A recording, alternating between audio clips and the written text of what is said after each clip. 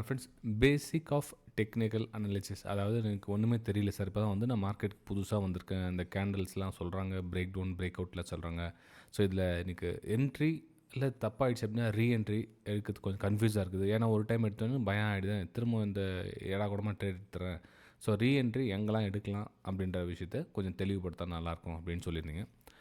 இப்போது எக்ஸாம்பிள், நான் most of the traders என்ன தப்பு பண்ணுறாங்க அப்படின்னா, அந்த ஒரு பிரேக் அவுட் வர்றதுக்கு முன்னாடியே வந்து ஒரு அவசரப்பட்டு என்ட்ரி எடுத்துறாங்க.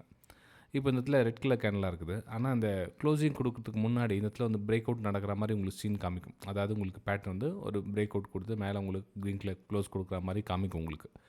அப்போ அந்த பதட்டத்தில் ஒரு வேளை நீங்கள் என்ட்ரி எடுத்துட்டீங்க, தப்பு பண்ணிட்டீங்க அப்படின்னு நீங்கள் நினைச்சிங்க அப்படின்னா, ஸோ இங்கே உங்களுடைய லோ இங்கே இங்கேயோ அல்லது இங்கேயோ இங்கே எக்ஸிட் ஆகிடுங்க. எக்ஸாம்பிள் சொல்கிறேன், இங்கே எக்ஸிட் ஆகிட்டீங்க அப்படின்னா அந்த ட்ரேடோடைய லாஸை அக்செப்ட் பண்ணுங்கள்.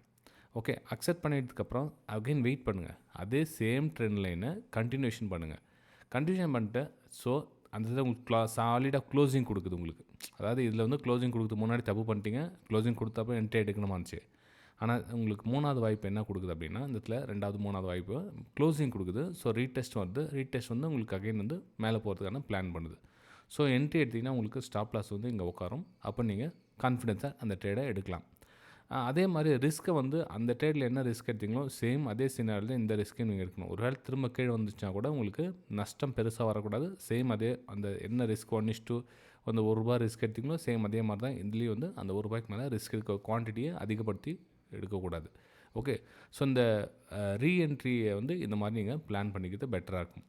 ஏன்னா ஒரு சிலர் சொல்லுவாங்க சேல் பிலோ பை அபோவ், அதாவது மேலே போனால் வாங்கிக்கோங்க, இது கீழே போனால் விற்றுருங்க அப்படின்னு கண்ண முடியுன்னு அந்த மாதிரிலாம் பண்ணாதீங்க. ஏன்னா மார்க்கெட் வந்து மேலே போதா கீழே போதான்றது தெளிவாக இருங்க.